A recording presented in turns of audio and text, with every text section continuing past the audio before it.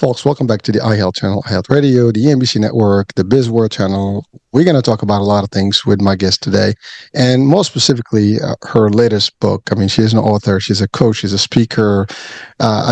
She's been doing quite a bit in the world of executives and leadership, and I guess, focus in healthcare as well. So, one of the most respected voices in executive leadership, Dr. Linda Henman. She's a trusted advisor to some of the world's most influential companies, including Avon, Estee Lauder, Emerson, and Tyson Foods. And she's the founder of Henman Performance Group and the author of and co-author of 11 books. That's a lot of books, Doctor, including her latest, Healthy Decisions, Critical Thinking Skills for Healthcare Executives. And we're going to spend some time discussing that particular book and the content within. Doctor, welcome to the show. Thank you. I'm glad to be here. Well, it is a pleasure and honor. And, I don't know where to start. There's so much stuff that I could take from you here today. There's a lot of stuff to share with our audiences. I mean, it's going to touch on a lot of things. And when we talk about leadership, executives, and companies, and critical thinking, and the book itself, and healthcare, I mean, we can talk for hours, and we only have an hour. So I'm going to try to see what's our angle here and how we can make the best out of it. But before, I always, start the show by asking you a little bit about your background. And, obviously I give a little, introduction, but it's never doing justice. You will do a better justice to that. Share with us and audiences a little bit about your story and your work. I mean, you've done quite a bit. I mean, you got some of the top companies, to higher levels of execution and success. So let's talk about all that, and then we can deep dive into maybe a little bit of the books that you've covered and co-authored, and certainly, we'll spend the majority of our time today with the new Healthy Decisions book. That sounds good. Well, I started off as a teacher. The first half of my adult life, I was in the classroom, and I've taught every grade 3 through graduate school. And then I went back to school myself to earn a PhD. And I've been very interested in decision-making all along. Why do some people make good decisions? Why do some people make better decisions? And why do people sometimes just seem incapable of getting a decision right? And so I wanted to know, how can people bounce back from resilient and become resilient, especially after adversity?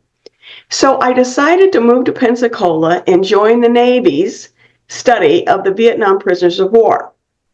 And while I was there, I suspected that communication played a big role in their being able to return without much post-traumatic stress disorder. Now, just to give you a little context, in the wars prior to Vietnam, the instances of PTSD were very high, 4 to 6%, 75 to 90%. But when I studied the Vietnam prisoners who were imprisoned in the North, I found that they only had 4 to 6% of PTSD, which, to give you a little reference, in the major cities, in St. Louis right now, people are walking around with PTSD at about the same rate that these POWs experienced it, even though they were in captivity for 7 years and longer. They were tortured, they were starved, they were beaten, they were isolated. And I kept saying, why? And what do I need to learn to teach my clients about this? How can you bounce back from adversity? And of course, that led to my interest in helping healthcare organizations bounce back from COVID. So what did I learn from the POWs? They taught me 3 basic things. I said, why are you resilient when so many others who have been in captivity are not? And they said, well, first of all, we believed in something bigger. So it was their families, the United States, their patriotism, their military organizations. And they thought that they had to return home because some of them said, I'm not going to have my son grow up without a father. And then they said that part of this was a connection to each other. I owe it to the other POWs to be resilient so I can help my friends, so I can help the other POWs. And so that was the first one. The second one was, they said they had a deepening of religious fervor, that whatever they were, Catholic, Baptist, Methodist, it didn't matter. They said that they started to trust God because they had no control of anything that they were was happening. And then the last one, which was the most fun to talk about, was they said humor helped them, that they created humor in a situation that was not funny.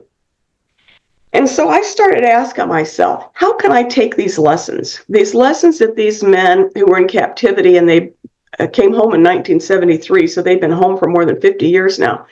What lessons can I take to my clients? And that has framed all of my research since, all of my writing since. And in fact, I have a novel that I hope to come out next year that is about the Vietnam prisoners of war. It'll be my first novel, and it'll sit side by side with my 11 other business books. So that's a little about me and how I got here. Well, that's a long journey and a lot of powerful stuff that we can really. I mean, I want to dive in quite a bit there. I mean, there's so much stuff, and I'm gonna just break it down a little bit if you don't mind. So, first things first. I mean, just your story alone. I mean, you started as an educator, and as you said, I love it. You started from early on, elementary, all the way to the top of education, but then you wanted to do more, and you kind of went into your own journey to learn more about more business opportunities and how to help in various areas and levels, right? And then you started writing these books to kind of assist and help with resilience, with bouncing back, and you deep dive your journey more into the POWs. Now that is first of all, I want to say amazing, because there's quite a bit of trauma that happens. You talked about PTSD. Just normal people have PTSD, and sometimes available to us through a lot of things that we go through in our journey. But you went to maybe some of the highest levels where you would expect that's way crazy numbers, right? As you stated, the sad thing, well, not the sad thing, the amazing thing is that, it's a small percentage considering the magnitude of problems that they were facing when they were in captivity, especially the Vietnam Wars, right? And that's just an amazing piece. I mean, because just doctor, we've had multiple shows and we've addressed PTSD and trauma in general, especially law enforcement and military and stuff, which is big. I mean, we have a lot of veterans that are in the nation and worldwide, by the way, that have experienced a level of PTSD, and we have PTSD for different other types of reasons that happen, accidents, trauma, and all this stuff. You also talked a little bit about the idea of that post-COVID, and you focused on the healthcare specifically to help them kind of how to rebound, how to come back, from difficult, times and difficult, I guess, scenarios of life. And frankly, COVID was a big one, right? That's one thing I think the world was not prepared for well, and I think that the turn of the previous century, we had similar with the Spanish flu. And again, these are big events. You had the world wars. I mean, you can never expect what's going to be next as a big, event that can change the world. And you know what? Just when you don't think about it, something, God forbid, happens, and then the world has to adjust. And some people have the ability to adjust well. Some people may not have equal opportunity, or maybe they don't know how to cope with it, the same way. You talked about the idea of how executives, make decisions. Some do better than others. And there's a reason behind that. There's some way that these people cope. And love what you said. I mean, even those POWs that had the worst captivity, torture, everything, but they figured out ways to manage. And I think that's the biggest thing. I mean, people have difficulty managing tough times. I mean, we all are human. We all have difficulty sometimes facing realities. Sometimes we are put into position where it's difficult times. And again, as you said, you've learned quite a bit, and you use that now to coach and help. And you've worked with executives in large companies. That's the big thing. And of course, your books are all inspired by these things. So that's just kind of a little bit of a summary of what was, at least from your story. And now let's really go into the world of POWs, and what are some of the key findings that differentiate? And by the way, POWs are not, what are the things that really make the difference between someone making it and someone not making it, mentally or physically, in terms of dealing with everything that gets thrown at us in this world? Because we get a lot, I mean, there's no way for us to be 100%. I mean, you can have trauma just in the street, seeing an accident, for example, right? People go sick, and, maybe they lose a loved one, whatever, and things can go bad, right? There's relationship trauma. There's all kind of stuff. I mean, mental health is a big deal, and certainly we get affected fast with things that are around us. But so in your journey, in the work you've done, and all the studies and all the books that you put together, especially the business ones, how does that work? Like, what are some of the measures? But also, how does that relate to real executives and leadership in real world that are not facing any trauma in terms of the magnitude of POWs, but really in life, I mean, in business, is there trauma? So let's go into this discussion. Well, what distinguishes me from other authors who write about leadership is I make the tie between leadership and resilience, and decision making is part of all that. So leadership and critical thinking skills that help you make the decisions. So going back to the Vietnam prisoners of war, they had then Navy Captain Stockdale, and they had Air Force General Robbie Reisner, they had exceptional critical thinking skills, and they figured it out. So when you think about when people feel most vulnerable, it's when they can't figure it out. So you go into an unfamiliar situation, nobody has taught you how to handle it, and you have to figure it out. That is scary. And it's really scary if you know your decisions are going to affect everybody in your chain of command. If you're the CEO or somebody in the C-suite, literally hundreds, if not thousands of people. My biggest client was Tyson Food, and I worked with 7 other psychologists to help them after they had bought international beef products. And our job was to pick the leaders. So we looked at the Tyson people, we looked at the IBP people, and then they had redundancy. So they only needed one CFO. They only needed one VP of HR. They only needed one of some of these things. But they wanted places for everybody. So we had to go through and assess what needed to happen for the future of this merged organization. And one of the things we looked at, and the thing that I was most observant about and committed to, was finding the people who had the best critical thinking skills. Because this combined company was facing problems that no one had taught them to solve, and things that they have never done before. So from that experience, I learned quite a bit about what it takes for people to lead organizations and the critical thinking skills they have to have. So what do I mean by that? Critical thinking skills help you get to the core of the problem. So if you said to somebody, what's the problem? They might start telling you all of these tangential kinds of things. And instead of saying, so if I said, what's the problem with our inner city schools? You might start saying, well, parents aren't involved, or they don't have enough funding, or their teachers are leaving too much and they have too much turnover. You could say a lot of things. I said, no, in one sentence. The problem is many of our inner city schools students are not performing at grade level. And if you go say that's the problem, then you can make better decisions about fixing it. Similarly, if you're running an organization, you have got to dispassionately look at something. It's not what you want to do. It's what does your logical thinking tell you needs to be done. So it helps if you learn quickly, but learning ability and cognitive and critical thinking skills are 2 separate gifts. If you go to good schools and you have a certain talent for math, for example, you can learn calculus and you can learn formulas and you can learn to apply them.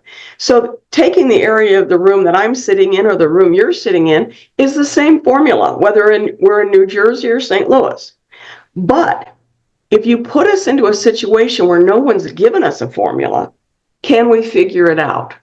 And that's what healthcare leaders are looking at now, because COVID changed everything, and a lot of things were kind of a mess to start with. So what do these leaders have to have going forward? And I have a vested interest in this because I'm a baby boomer, and as we go into our senior years, we're going to have more demands put on the healthcare system that is already in trouble. So that's a little background about how I landed on this tie between leadership and critical thinking skills, and how the two have to march in lockstep precision.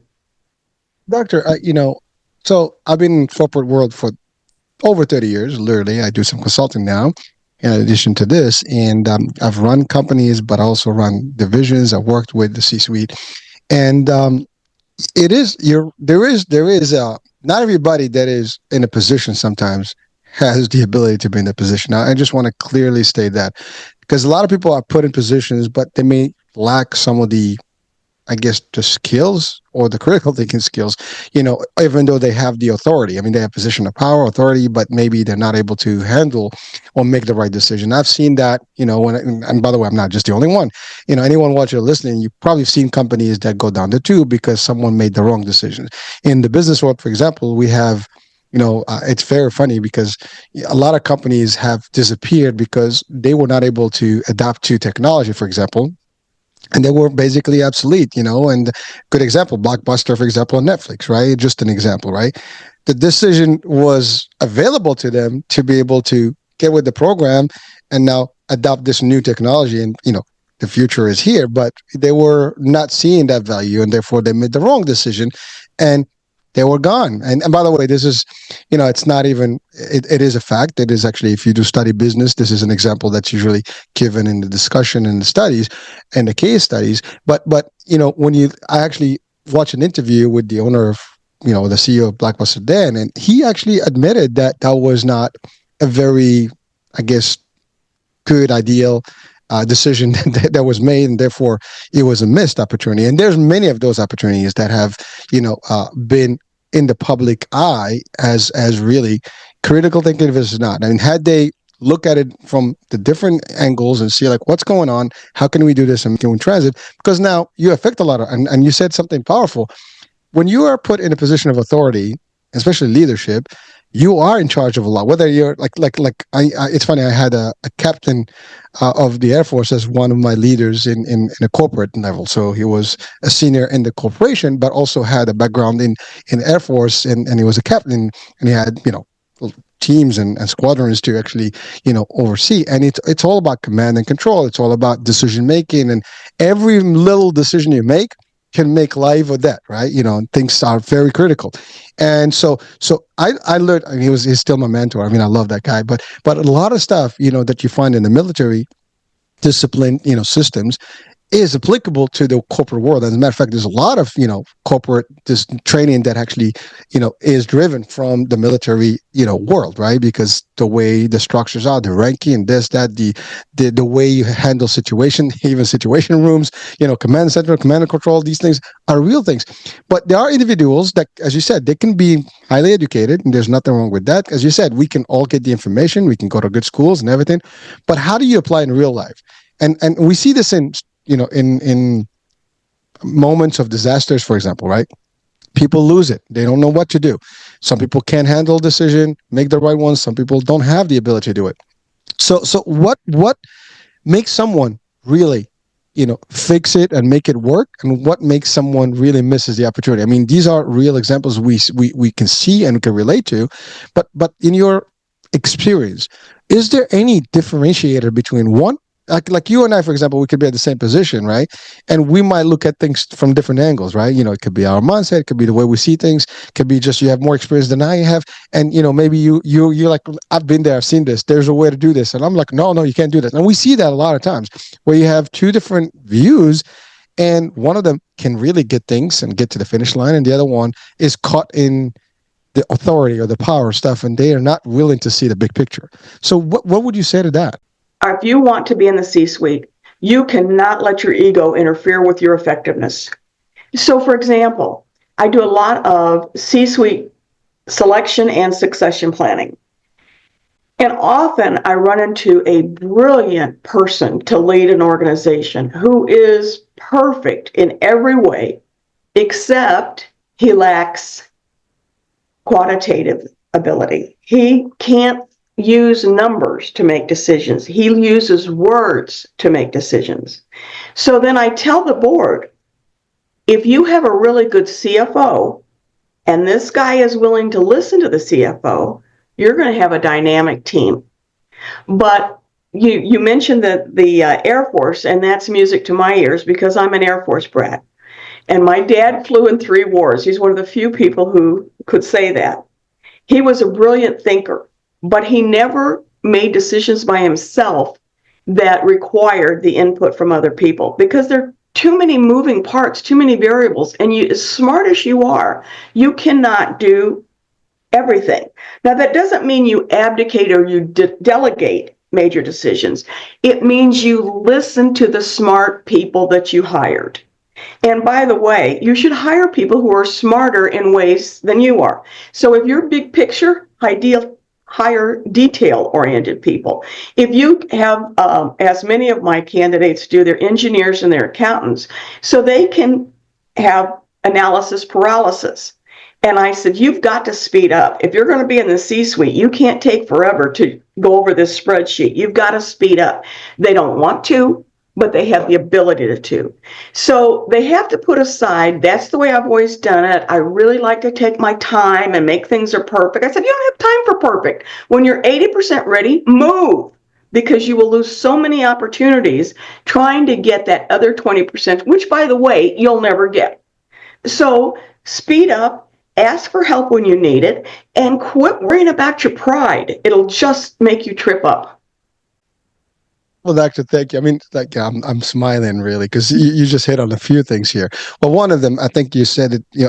The perfect thing is that humans have an ego and pride, and sometimes that comes in, on our way. I mean, it really is a blockade, and many people don't know how to check that out, and they get into that. I mean, obviously a lot of people in the C-suite, or actually people in general. I mean, we hear about the alpha world, right? There's a lot of alphas in the room, right? So there's a lot of, energy that is there, and everybody wants to be the one that makes that top decision, who has the final say.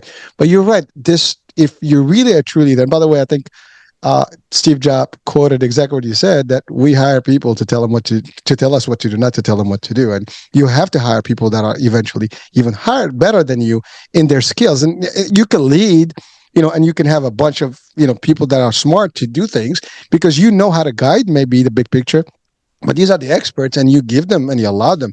So there's a way to do this. Leadership, I think that's the thing between sometimes what we refer to as bosses and leaders. Leaders know how to do that. You're right. It's not about, to your point, I love that. You might be not the smartest guy in numbers, but you have a partner that is a good number, and you make a super team. And that's really what it is. Leadership is about team. I mean, literally, and that's what, the whole relationship with, military and stuff, the captain or the general, whoever the top brass is not going to be it without the rest of the team, right? Without the platoons or the squadrons, whatever the team that they have. It's the whole idea that one person is the success of a leader is really the team, is the company, is everybody else. You mentioned something earlier about when you merged like Tyson and these other brands, right?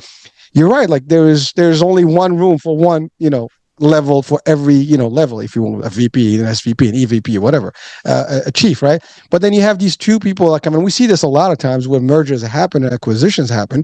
Maybe an acquisition I can see it, like the one that bought has the upper hand.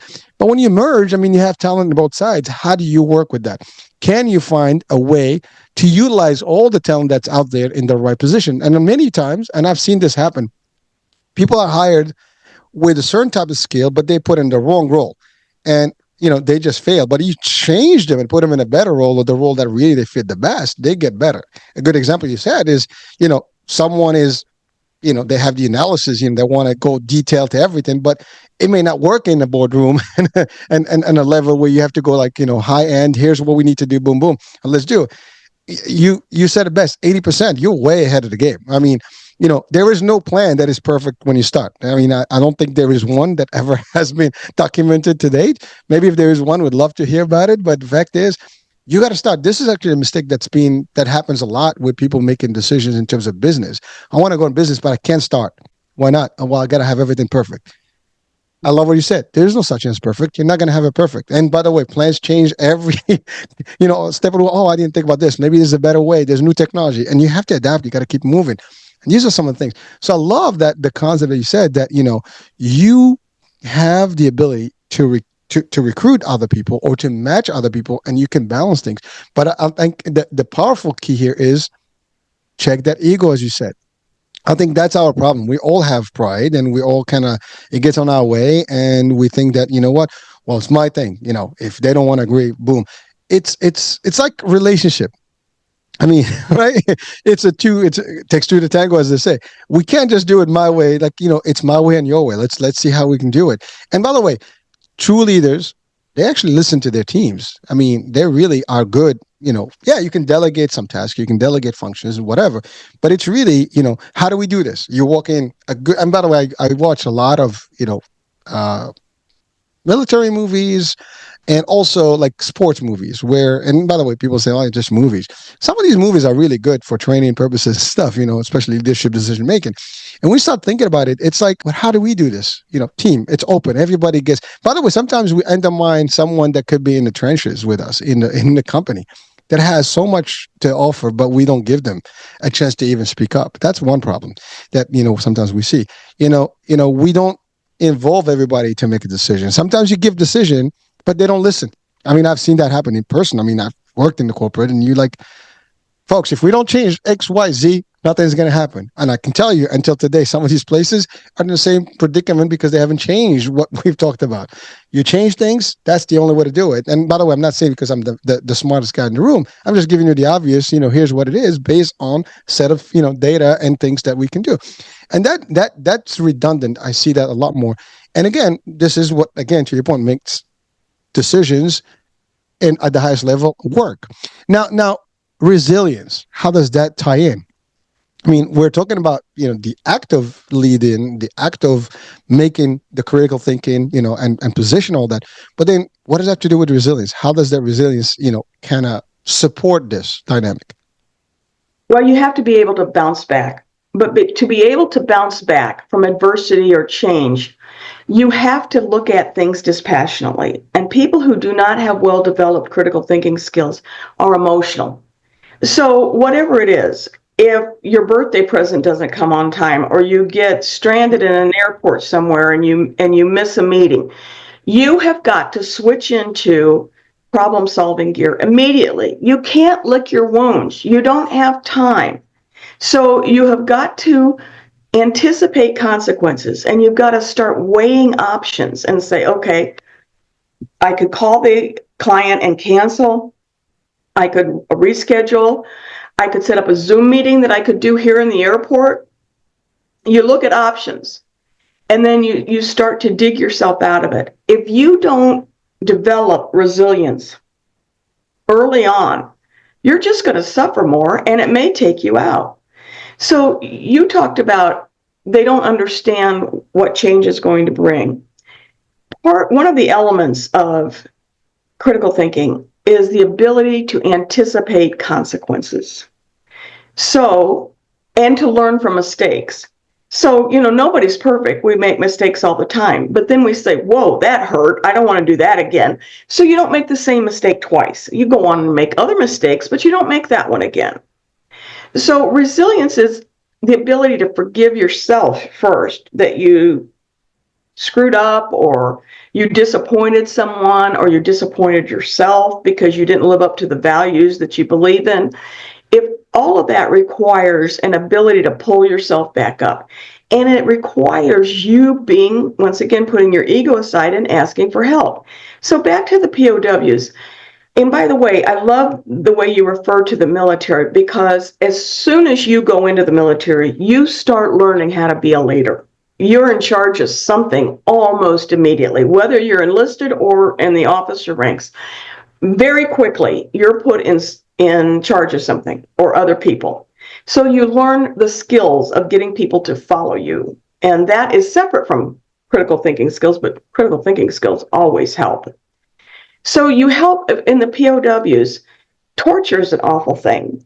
And you can be tortured to the point that you will say or do anything. Now, people in the bar will say, oh, I'd never give in to torture. I don't know why those POWs signed those letters denouncing the U.S. I would have never done that. Nonsense. You would have. And anybody who says different has never been tortured. It's only people. And I worked with a lot of POWs, and every one of them, how did you come back from that? And so they relied on each other. They turned to each other and said, I feel terrible. I just gave this information or this intelligence, or I signed this propaganda sheet. And the other guys say, we've all done it. Go in there and do your best tomorrow. And Stockdale was very instrumental in this because after the Korean War, the rules of engagement said you were not allowed to give information, even if you were tortured. And Stockdale expected that he was going to be court-martialed, but he said, do not allow them to do permanent damage to you. Give them what they want. Hold out as long as you can. But if they're going to hurt you mentally or physically, permanently, give them what they want. Then nobody court-martialed Admiral Stockdale, obviously, but they did rewrite the rules of engagement as a result of his leadership because he figured it out. He figured out what his men needed. And that's what great leaders do. Well, doctor, thank you. And I love that analogy. I love what you said about the resilience. You're right. I mean, in business in general, things happen, and you got to be a solution mind, meaning that. And by the way, I believe in that personally. Like sometimes people come in like, "Oh, we have a problem." Okay, so you discovered the problem. That's meant to happen. It happened already. Somebody did something, and something didn't work out. It doesn't matter what the conditions. We can fix that. But what are the solutions? Because I mean, at the end of the day, we're just not going to be listening to with that problem without having something, because really that's what's going to happen. We need to figure out how to move on from this, right? So that's the first thing. And you talked about the idea to rebound, to really kind of make it back from whatever the situation. And this example of the POWs is the biggest one. I mean, these folks that have been tortured, as you said. When someone is tortured, there's no one that can actually relate to that unless someone who's been in their shoes. I mean, we can think about pain and just simple pain for ourselves, right? You can have a bad day and things can be, bad for you. Imagine if you're being physically, mentally, put to the test. Also, you mentioned something about the idea of like an example when you said somebody at the airport, like something happened. Well, things can happen. Murphy Law is going to be there, right? So we need to figure out a way out of everything. Things happen, we make it work. No matter what the conditions are, you have to figure out a way. You have to be able to balance, and that's really what happens to the best, leaders around the world. Something happens, they don't dwell about it. How do we quick make, the fix and then move on to the next level? One of the things I like best about my work is high stakes environments. So a CEO calls me with something that's never happened before. And sometimes I'm talking him or her off the ledge. Most of my clients have been men. One of my jobs is to talk them off the ledge and give them a new perspective and help them frame it.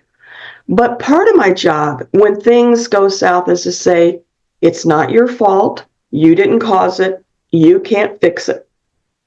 And it's lonely at the top. And the higher you go, the lonelier it gets. So you need a dispassionate mentor. You referred to your mentor earlier. You need somebody who cares about your success, not somebody who loves you, but somebody who cares about your success and will tell you when you're on the wrong path and when you're on the right path. So I tell clients what they don't want to hear and what nobody else in the organization will tell them. So if you go into your boss, who's higher up than you are, and you give them good news, and you don't tell them the real problem because you don't want to look bad because your ego's involved, and it seems as if you're the one who messed up. So you don't tell them. On the other hand, you don't go in and say, you don't compliment him because that's seen as apple polishing or ingratiating yourself. So people at the top need help to bounce back, and too often they don't get it. Well, Doc, thank you. I mean, it is a big thing, and I think that's a great piece to just spend some time on. You're right. People think that you are the leadership at the top. You are pretty much full power. You have everything. You have full immunity. You're solid. You're not human. You're like some sort of bionic entity, right? You're not. I mean, we're humans and we have emotions, and so it doesn't matter what level. As a matter of fact, the higher you are, as you said, you're lonely, but also you have pressures. People don't realize. I mean, by the way, there's no one that's really on top by themselves. There's a board. If not, there is some stockholder that or shareholder that's actually in charge of things, right? Things happen. I mean, there's always somebody that's going to look at down and make a check on your decisions and stuff. And it gets a little tough, and then you feel like everything is falling on your shoulder. And by the way, truly, they will always feel that they are responsible. Like that's accountability 101. But you're right. If there is no feedback, good or bad, and the way you approach that too. I mean, as you said, by the way, there's nothing, I mean, they have to be open to maybe, criticism, right? Positive criticism. There's nothing wrong with that. You can talk to someone, and I love what you said. Your work is actually to get them off the ledge and listen, good or bad, you tell them what's up and here's what we're going to do and so on. Here's how we move on from this situation. But you're right. It's like I blame me, or the ego comes in, like no one wants to get. By the way, I see this all the time. I mean, in the corporate world, we see it. People try to cover themselves so much, or their departments, because they're afraid of the ramifications. You are operating in a big, it's like a ship. You know, one little small piece that's moving wrong, things can go wrong. I mean, that's the whole how you have to look at it. And so, yeah, something's going on. We address it, but you have to be able to put it on the table. So we discovered something. I mean, sometimes we see that in compliance. Someone messed up, and there's a big compliance thing. Well, it happened, right? So you have to put a corrective action plan in place. You have to figure out how to do it. Maybe some retrain, whatever. But it's not the end of the world. Things are expected to actually work that way in the real business. There's no perfect environment. It doesn't exist. I mean, things are going to happen. It's a moving thing. Everything that we do doesn't matter where you are, what kind of business, what kind of level you're at. It's a moving thing. There's different involvements, different people, different levels where decisions are being made.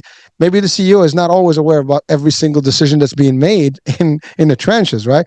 Yeah, there are elements, people that may have a grudge against just their manager, and maybe that's the thing that I need to know. For example, as a CEO, if somebody in my line is not doing a good job treating the people right, so there's a lot of ways. I've seen CEOs that are way involved, and I've seen CEOs that are completely off. They don't even know people by name. I mean, they walk in like, "Who's this?" Now, I get it when you got 10,000, 100,000 member employees, maybe difficult, but I've seen it in small scale, level where they walk by you, they may not even know your name.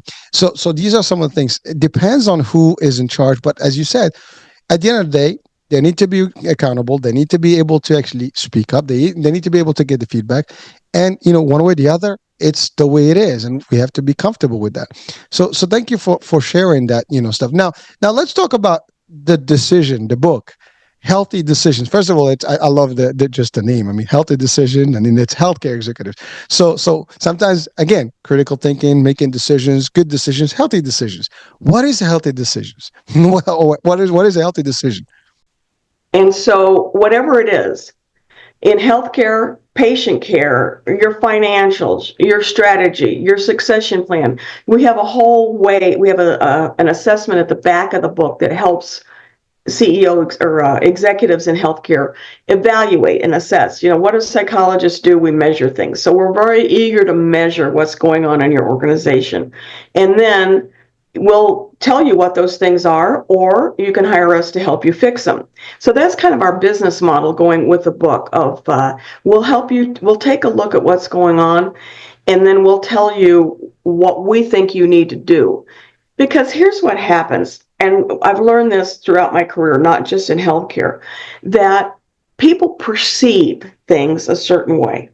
So when I go in and do the assessment that my partner and I call the first look, I go in and I talk to people. I give them the assessment, I have them do the survey, and then I'll say, CFO, what do you think's going on with your clean claim rate? And I ask very specific questions. What do you think is going on with documentation? That's under your chain of command. What do you think is going on with denials? What do you think your percentage is? So the CFO will give me some inflated view. My business partner is in another room going through the finances. So at the end of the day, we come together and we go to the decision maker and say, here's what you think is going on. Here's what's really going on. And they will say, oh, our succession plan is really good. And they're not dumb people, and they're not misguided people or bad leaders or any of that. It's that they don't know. And they are relying on the perceptions of other people in their chain of command. So when I work with a new CEO, I tell them two things. First of all, your jokes are going to get a lot funnier. And second, people are going to tell you what they think you want to hear instead of what you need to know.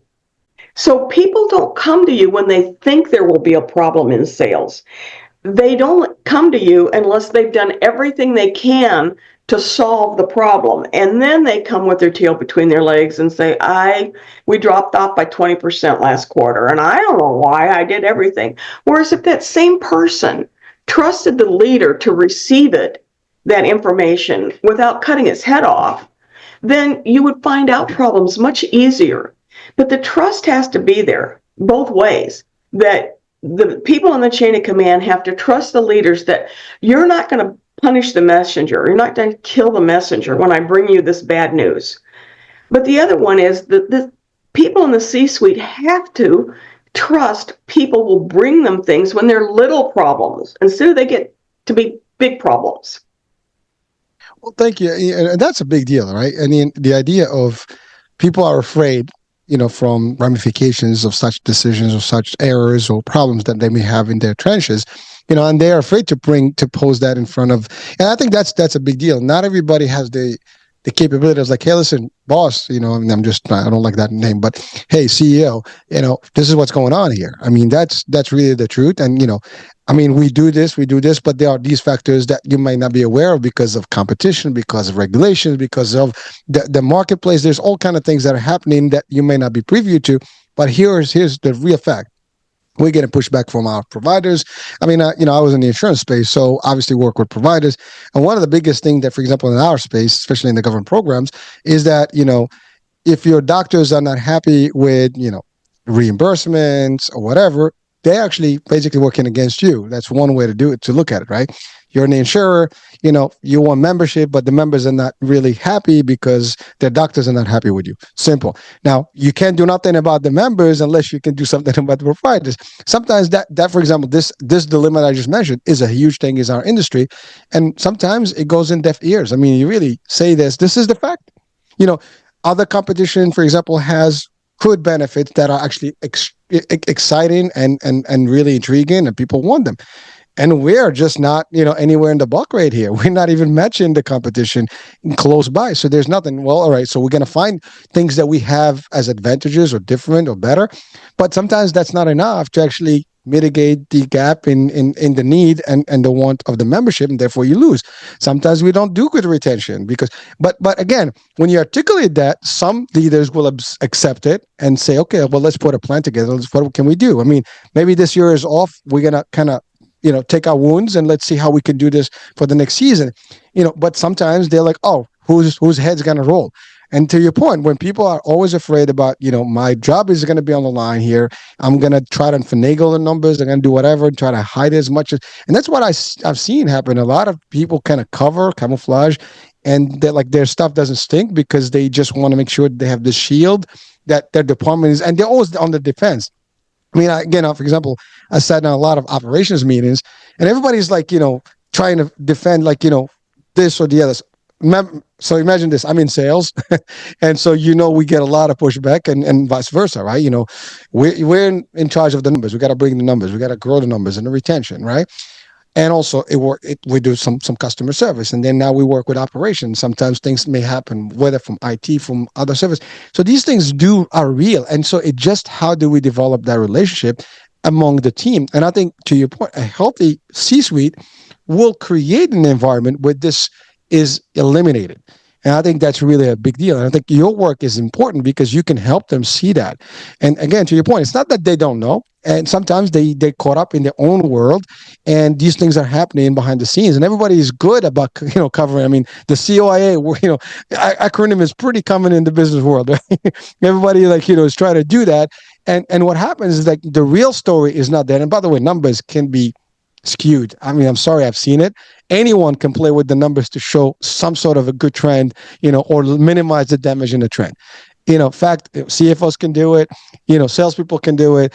Analytic, folks can do it. I mean, there's a lot of ways you can present the picture in a less impactful way, one way or the other. You want it good or you want it bad, you can still, do that. Those are things. But I think your work is to change the dynamic and get people to be aware. I love what you said about the CFO may have a picture. The CEO may have a picture. That's not the real picture. And that's the other thing, how deep some of the CEOs or some of the C-suite is involved in the trenches. Again, to me personally, top folks are the ones who actually They know about their daily stuff. They have regular meetings. They have stuff. They actually spend time in the field. They actually meet. I've had CEOs actually that go and really meet with trench people, like literally people that are in the front line, just like you would have a commander, in a general or a colonel, in the army or the air force or something, in with the actual forces out there, to be really to see that stuff because seeing sitting behind a desk in the corporate headquarters is not going to give you a true picture of what's really going on. And when you go out there, oh wow, this is the real world. I mean, just facing customers, for example, can make a big difference, right? People may not know what's going on behind those counters every day. You got people that are nasty, people that be demanding, whatever. Things can happen that could affect your image, but are you aware of that? I mean, someone says, like from the front line, says, "Oh, this is what we get all the time," and nobody is listening. That's a problem. And by the way, when I'm giving some of that, this is personal experience, but I think that's actually the reality of the business world in general.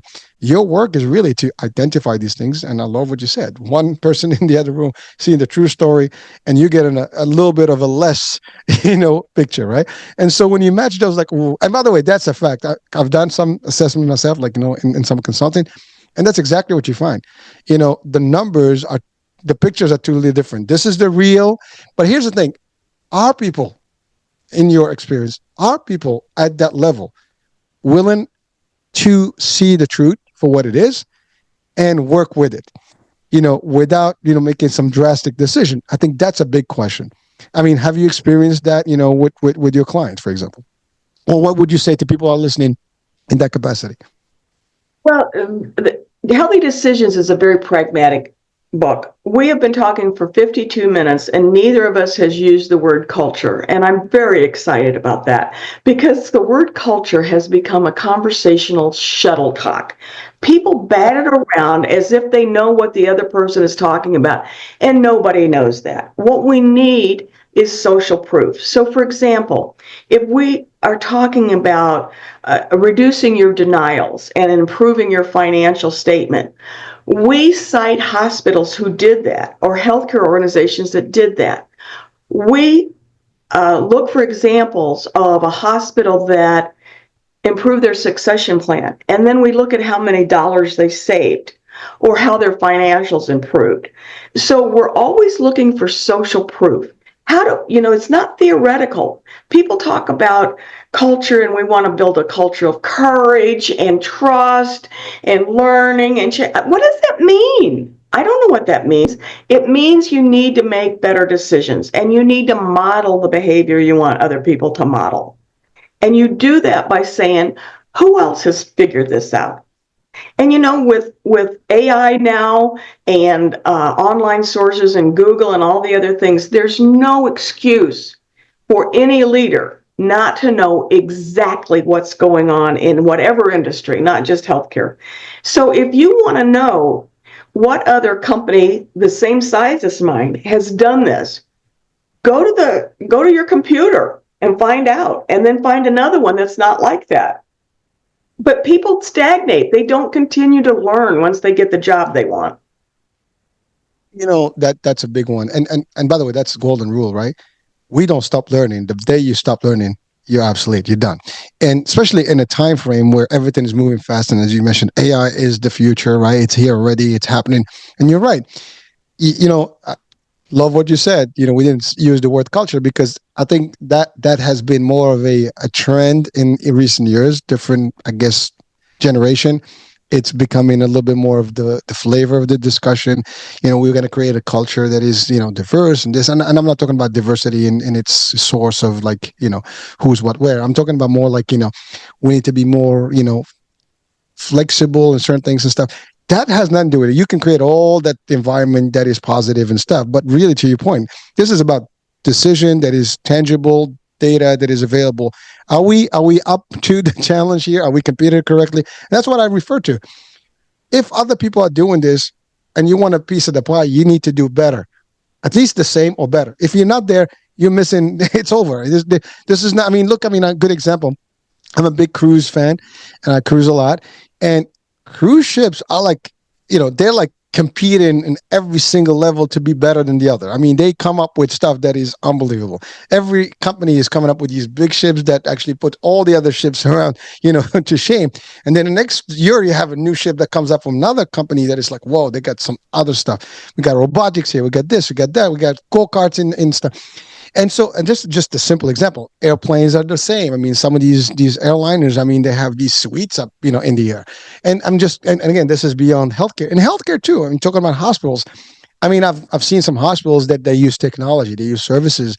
They've had, for example, companionship, that the models that are available where people come in so someone can actually assist them from the family. So they're getting with the program. They're thinking about how can we improve and make the experience better and so on and so forth. Now, the minute you're not in that same wavelength and frequency and you're not caught up with that, new trend or better trend or be also the innovator, the pioneer, you lose. And by the way, this applies to all kind of businesses. Doesn't matter what they are. If you're not there, you're missing. And to your point, this goes back to what you said earlier, ego. If we have the ego, and you're right, like I know it all. I'm the CEO now. Done. You know, so it's just a thought. By the way, CEOs come and go too. I mean, that's the other thing that people have to be aware. If you don't do a good job, somebody in that the chairman of the board has the authority to say, you know So, what? Listen, I sat down in a few boards before, and you do have you're a volunteer, but you have more power than someone that's making that money, right? You can literally sit down and vote someone out as a CEO, and I've seen that happen. It can happen, folks. So yes, go ahead, doctor. You want to say something? so you have to challenge assumptions. So you just mentioned cruise ships. I tend to be a contrarian, and you said, they say, well, our ship is bigger, our ship is this. I said, I don't want bigger, I want smaller, and that's what Viking did. And I don't. Somebody says, well, I want kid-friendly menus, and I want a basketball court and a swimming pool, and adults over a certain age say, we don't want any of that. We want to be able to drink alcohol for lunch if that's what we want. We want an over 18 experience. We want a small ship where we can get to know the other passengers experience. So smart people say, really, is that what everybody wants? Or what percentage wants that? And what percentage wants something else? Great leaders constantly challenge assumptions, even their own assumptions that they assumed were right before. So they challenge assumptions, they look for patterns, they discern differences, and most importantly, they hire other people who have good critical thinking skills. But I love that. What you said is perfect, and you're right. I mean, what I talked about is just the example of competition. But you're right. Competition doesn't mean bigger or better. It just means what it is for you. Like you want to find a niche that's going to work for you. You're right. Viking is Viking. I mean, the only I think well they had Crystal, and Crystal is gone. But now, I mean, Virgin is doing something similar where it's no kids. It's a different experience, right? I mean, so there might be bigger ships, but every company is trying to figure out a way that becomes their signature. And that's the other thing. I mean, every company is, oh yeah, there's competition in the industry, but how do you highlight yourself? And this is the difference. Whether you're a health plan, you're a healthcare provider, you're a law firm, you're an industry a manufacturer. It doesn't matter. It's how you operate. I mean, I've been to a lot of expos around the world. And you go to these places, I mean, the way they operate, I mean, some of these companies, it's just amazing. Some people are using robots already, and I'm not talking about robots in the machine. I'm talking about robots in interactive stuff. Whatever it is, the key here, as you said, is there's assumptions, of like what you think it is, but there is more things that can be there. And you said it. Hire people.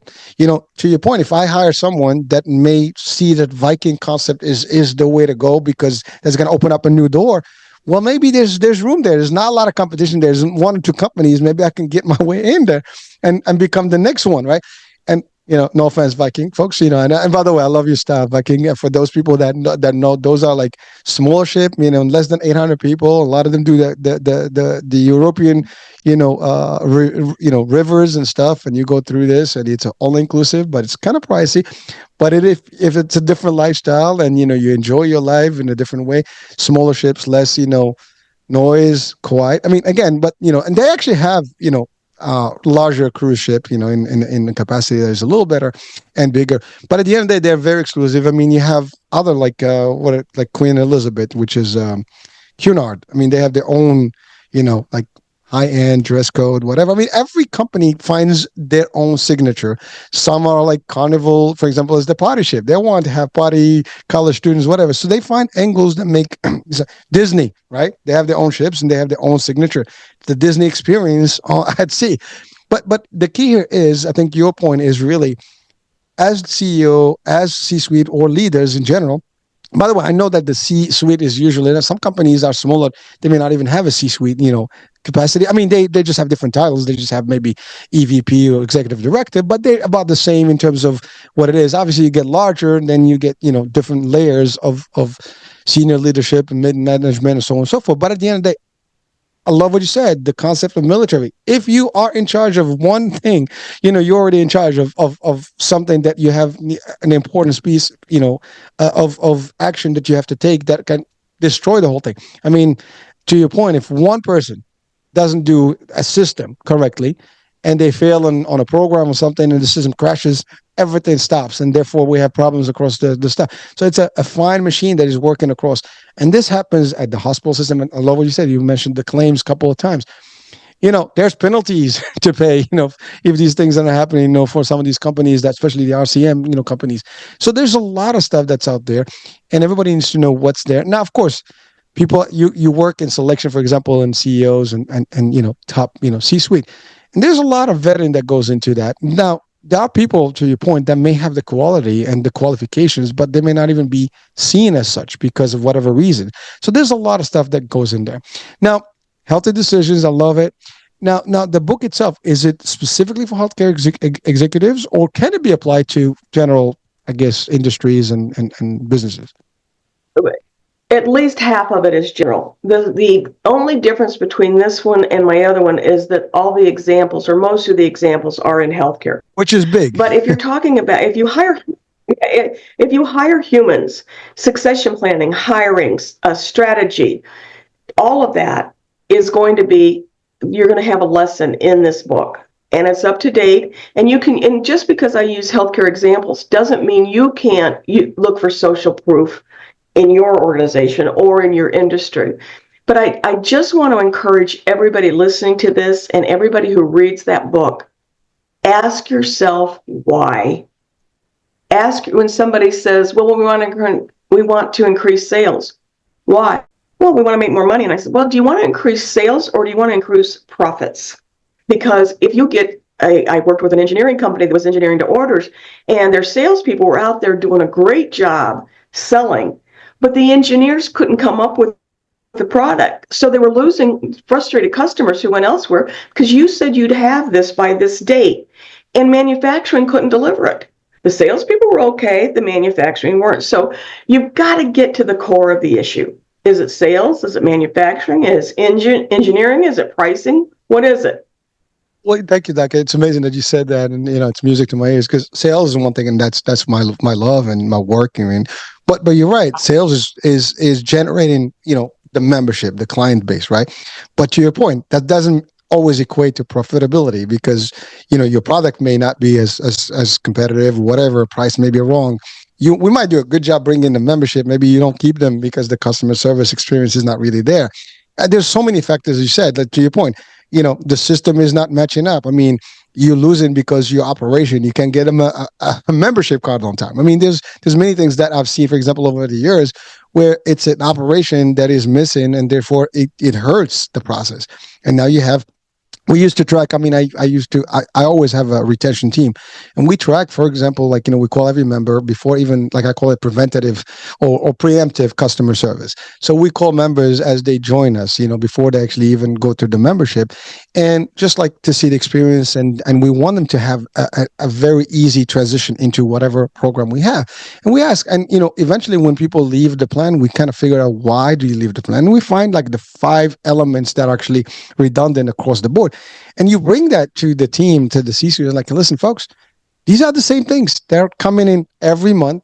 And to your point about social proof, this is real. This is what people are seeing, and by the way, we match that to the government regulatory, reporting too. Like, we're not even saying this because we're trying to defend our position. This is the fact. This is what's going on. And here's what we can do. Now, here's the thing. Some companies, they listen. And whether they hire, a team that maybe of additional experts, maybe they fill in the blanks or whatever, you know, but some teams they don't do. So I love, your book is, yes, in the healthcare, but it can apply to a lot of areas. And a lot of these businesses are very similar in operation. I mean, maybe the product or the service is different, but at the end of the day, everybody is selling a product or service at the end of period or now. It doesn't matter what it is. You're a hospital. Well, there's services that offer there, right? It's a healthcare concept, but it is manageable. There's a lot of moving parts to it, and how you do it. I mean, you got to do it right with the right team.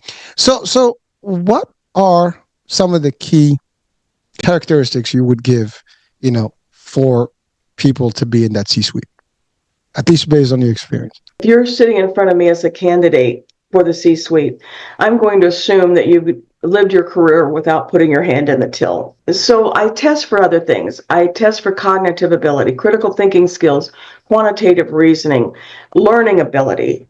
I test for leadership. Gives 4 personality tests. So what I'm looking for is, do you have a strong can-do attitude? Do you have an achievement drive? Do you take no for an answer, or do you keep plugging away? Do you get along with people? You don't have to be a social butterfly, but are you likable? Because if I don't like you, your clients aren't going to like, other people aren't going to like you either. And do you have the backbone to make a difficult decision? Because what we're learning is that unpopular decisions precede progress.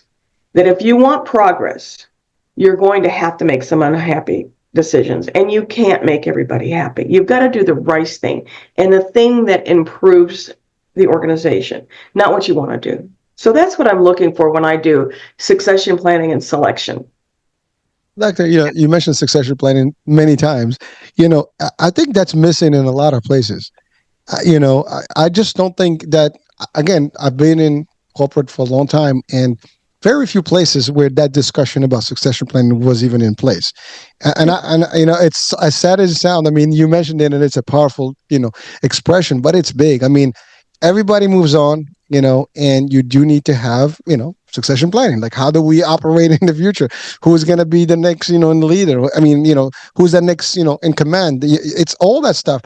And some people are good about that. And by the way, true leaders develop new leaders. Not everybody has that, right? So these are some of the things that, to your point, and I love what you said about integrity. You can't put your hand in there, and you do have to make some tough decisions. It's part of making, being leader. I mean, even at home, not every decision you make is happy and everybody's going to accept it, right? So we do that at home. We got to do it at business. And yes, you take the best of all scenarios, and then you take the outcome that is the most plausible. And sometimes, as you said, if it's 80%, it's bad. We're taking it, right? At the end of the day, it doesn't have to be 100%. This is not a, like there's an expression. It's not a democracy in business. You can't have a vote on it. Like, we're going to get consensus here. No, that's why it's called executive decision. You have to make a call, and you make the call. Now, obviously, a very smart call has to be sound with information and stuff. It's not going to wing it. We're just going to try this and see what's up. But I love what you said also, is being that different. You might have, like, all these success stories that we hear today. It's decisions that were made, like, we're going to do this. Like Steve Jobs, we're going to put the computer in your pocket with everything else. I mean, it's like, really? We can do that? Well, guess what? Now we can't live without it, right? I mean, we got Elon Musk, we're going to get these cars, with electrical power and make it work. No, nobody's going to do it. He is there. I mean, there's so many examples historically. I mean, people have been laughed at, when they kind of come up with some new, wow. I mean, AI is a big deal, right? All these stuff, like, we're going to have people that actually, computers that can make decisions. Well, guess what? They're happening now. There's nothing you can do about it. So we have to just understand, but you're right. Not everybody's going to like that. Listen, for someone who has been in the corporate, I mean, I did have actually a C-suite title, so I can speak to it, from that angle. Not a large company, but a company that was owned by a large company. So you deal with some of the same, folks and things like that. But it is a different position, and you do have a different, kind of responsibility at that point, and you have a say in the matter. But again, it takes the whole suite. That's what they call it, suite. It's not one person, and I think when we have I guess, a good frequency, a good vibe between all the members of a C-suite, you get good, vibes, and you get outcomes that are positive. When you have presence in that group that is not really, you know, coherent, and you have a little bit of a challenge, as you said, ego, pride, pride and on the table, it becomes a problem. Who's going to be, the biggest, guy or gal that's going to make the decision? It becomes a problem. But again, folks, this is, I'm not the expert. I mean, I know some of the stuff that I've been in my own world, but I think Dr. Is really this is her thing. And if you are in a position of corporate and you need a little bit of assistance, I think you should get in a call with her and see and her team and see what can be done. And there's how does that work, by the way, for you, doctor? I mean, is it a consultation? How does your program work if you want to assist someone or a company? Well, they call me or they go visit my website and send me an email. And I'm very approachable. I don't have an assistant answering my phones. You'll get me, and we'll talk about how I can help you improve your organization. It's very simple. It's No, very no, no, well. no, That's no all red that. tape. I But love more it. specifically, my value proposition is I help senior leaders make decisions they can't afford to get wrong. So if you're facing a decision, if you're a senior leader and you're facing a decision, whether it's hierarchy, any of it, I can help you with that. The only thing I can't help you with is technology. Oh, listen, that's why if they do a good job, they will actually hire the right people anyways. Yeah, that's right. That's And then right. the problem is solved. But that's the thing. I mean, it's really it's you helping them get the vision, the picture, get the outline, right? And you got them in terms of like how to do that, and the rest is history. And there's plenty of talent out there. I mean, that's for sure. And again, there's adoption of technology also that can help. There's so many things they can do.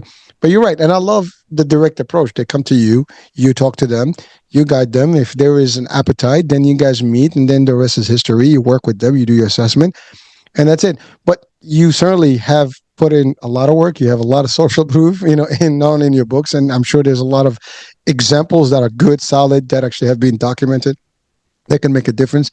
And this is what you do, which means you speak the language of a C-suite, and that's the other thing. It may be a little bit of a sophisticated language, maybe different, than your average discussion that we may have at different levels of management, but it is a very solid discussion. I mean, when you talk, in that level, it's really like every decision has an actual result that is attached to it, and it has to happen within a time frame, so on, because it's P&L, right? Profit and loss. You're going to get your responsibilities here, and you got to show some sort of a, because there's no business that is out there without a profit plan.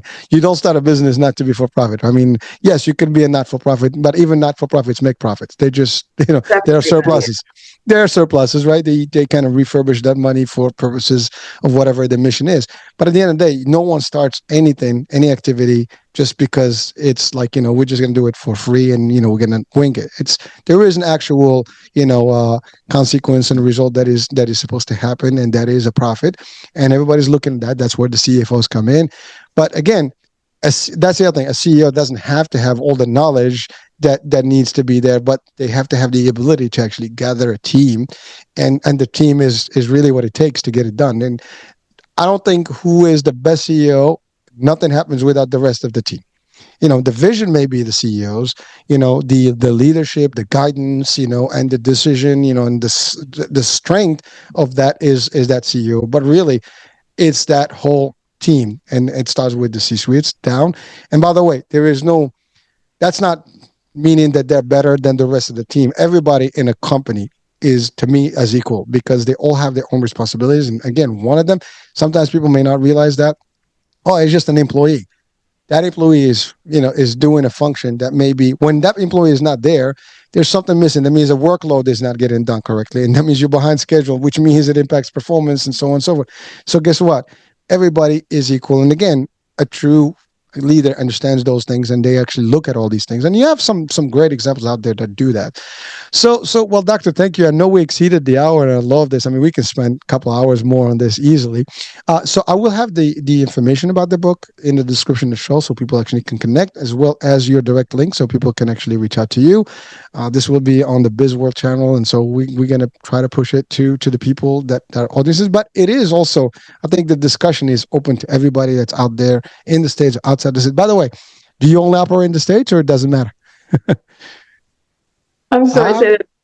Do you operate in the U.S. only, or maybe like if you get No, I'm customers from? international. Yeah, I'm international. Oh, Some other ideas. You can send me a connection request on LinkedIn. I post several times a week. Go to my website at henmanperformancegroup.com. I have thousands of pages of free articles on there. Sign up for my free newsletter. There are many ways you can access me before you decide to call. And then I'm hoping that some of those things will prompt the phone call because I'd love to talk to your listeners. well, listen, I'm pumped just by hearing you. I mean, if I'm actually right now, I'm not operating with anybody. I'm doing consulting, but if I am in a position, I can tell you this is, by the way, that this is something I want to add to this is that as much as a C-suite and the whole team and the senior leadership, middle management get together and they have these meetings, sometimes a fresh look from the outside makes a whole different story because everybody is on the same frame. After a while, we all see the same thing. You're not seeing what's different when someone comes from the outside. And by the way, I'm speaking now as a consultant. When you go to a company, you can see everything that's wrong easily. And it's by the way, you see everything that's good, but it's very easy for you to see what is not working and where the little gaps are, because you're not there. You come in from the outside with a fresh perspective, and you can assess quickly, like, well, what about this, what about that, what about that. And when you are, it's like everything else. If we see something over and over, it becomes just natural. It's just daily activity. You're not seeing wrong when it's wrong, and you're not seeing right when it's right. Just you see it as what it is. But when you come in, so your work is very important. Even, and again, to me, I endorse that, the idea that sometimes you do bring, and by the way, some true leaders will often bring someone from the outside to kind of just, hey, let's take a look at it and put it on the wall and see what's up. What are we doing here? What can we do to improve? Process improvement is a key element. And again, that's another one. When you're not really looking at that and you just live in the past, that's a problem. How can we go in from where we are today to the next level? And what's our 5 years plan, and so on and so forth? That's a big difference. Some leaders see it, some people are not. So, Doctor, anything you want to leave our audiences with today? Go out there and improve things. If you're a leader, your job is to improve things. Short and sweet. I love it. To the point. Doctor, thank you so much for being with us. It's been real. It's a pleasure and honor. Thank you for sharing your value there. I mean, there's so much there. I mean, I can't even thank you enough for it. Well, I was happy to do it. Bye now. Bye. Take it easy. And folks, this is the end of our show. Hope you enjoyed today. Do check out the site and connect and get all the nuggets and the insights that are available to you. And of course, do reach out to Dr. Henman, American Age. We'll be talking soon. New Danish Room topic. Bye for now.